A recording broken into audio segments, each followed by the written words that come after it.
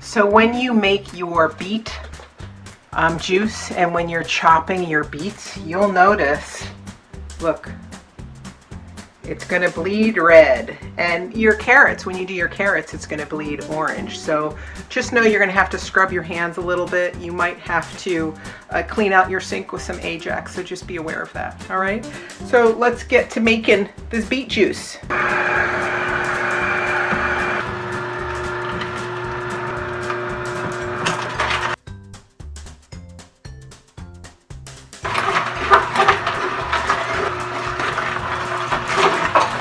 All right, so the beet juice is finished, and I want to show you how much we made from 2 beets. Look at that. It doesn't look like a lot, but it does a lot for your body. And then here is the leftover pulp. That's a good amount. So again, it's about repurposing. Have you ever had beet salad?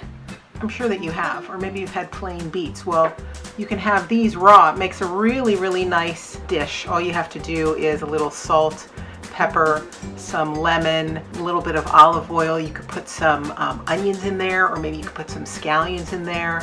You could also, instead of the onions and scallions, you could go ahead and mix some dill through this, or you could put some caraway seeds in.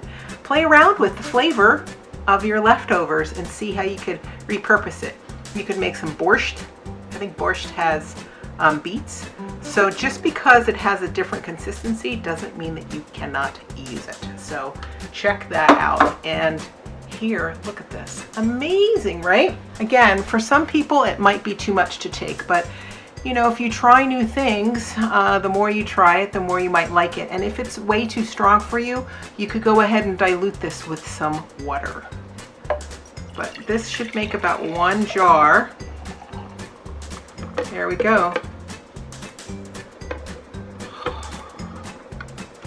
All right, so now when I want to mix things up, I can go ahead and have some beet juice.